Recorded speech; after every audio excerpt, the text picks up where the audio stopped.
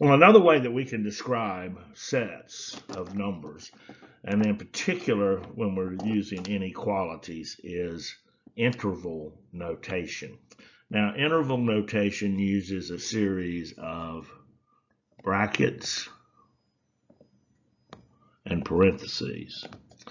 And we use the bracket when we have a less than or equal to or a greater than or equal to.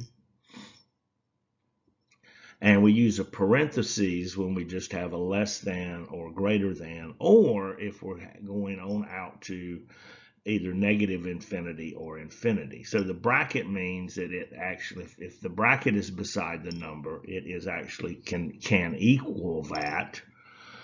But if it's a parentheses, it goes right up to that number, but it never equals that number. And in the case of negative infinity and infinity, of course, it just goes on forever, so there's no end in either direction, and so therefore it gets a parentheses.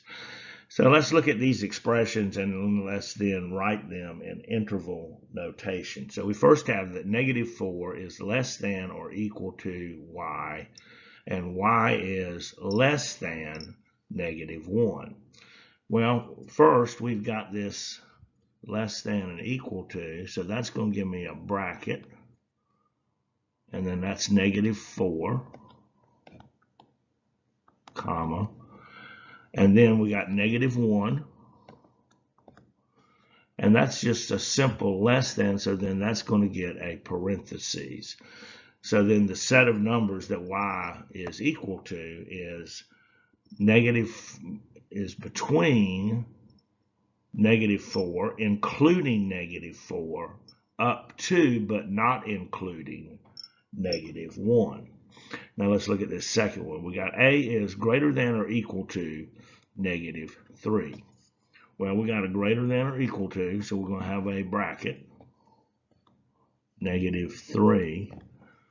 And then how far does a go? Well, it goes on out to infinity. See if I can't draw that a little bit better. That's a little better. And then since it's infinity, I'm going to have a parentheses because there's no end to it. Can't equal infinity. It just goes to infinity.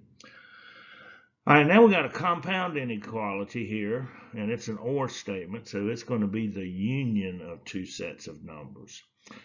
So x is greater than 9 or x is less than -2. Well, I'm going to start over here on this side. So we got a parenthesis, and if it's less than -2, it goes on out to negative infinity, up to -2, but not including -2, and it is in union with a set of numbers that are greater than 9, but not including 9, and it's greater than all the way out to infinity. All right, well, there we go. There's some examples of using interval notation, set builder notation and interval notation.